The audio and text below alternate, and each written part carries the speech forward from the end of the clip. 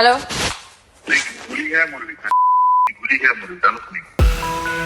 বাংলাদেশের চলচ্চিত্রাঙ্গনের আলোচিত ও জনপ্রিয় নায়িকা পরীমনিকে গুলি করে হত্যার হুমকি দেওয়ার ঘটনা সামনে এসেছে। রোববার সামাজিক যোগাযোগ মাধ্যমে দেয়া এক পোস্টের মাধ্যমে বিষয়টিকে প্রকাশ করেন তিনি। পোস্টে দেখা যায়, এক অজ্ঞাত বিদেশি নাম্বার থেকে ফোন করে তাকে অকথ্য ভাষায় গালিগালাজ করা হয় এবং গুলি করে হত্যার হুমকি দেয়া হয়।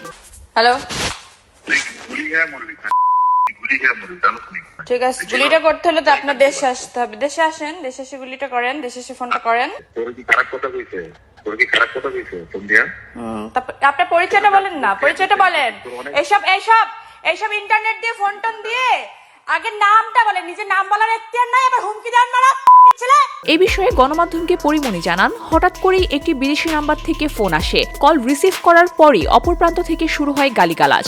একই সঙ্গে ভোট ও সমসাময়িক কিছু বিষয় নিয়ে কথা না বলা এবং সামাজিক যোগাযোগ মাধ্যমে কিছু না শেয়ার করার জন্য চাপ দেওয়া হয়। এসব নির্দেশনা অমান্য করলে তাকে হত্যা করা হবে বলেও হুমকি দেওয়া হয়। এ ধরনের হুমকিতে তিনি মানসিকভাবে বিচলিত উল্লেখ করে পরীমনি বলেন, বিষয়টি খুবই ভয়ঙ্কর এবং নিরাপত্তার প্রশ্নের সঙ্গে জড়িত। এই ঘটনায় আইনগত ব্যবস্থা নেওয়ার প্রস্তুতিও নিচ্ছেন বলে জানান তিনি।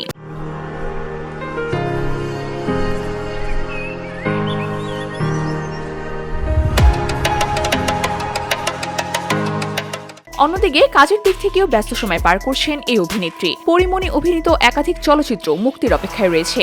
সম্প্রতি তিনি গোলাপ নামে একটি নতুন সিনেমায় চুক্তিবদ্ধ হয়েছেন, যেখানে তার বিপরীতে অভিনয় করবেন নায়ক Nirob Hossain. VOD Bangla news desk.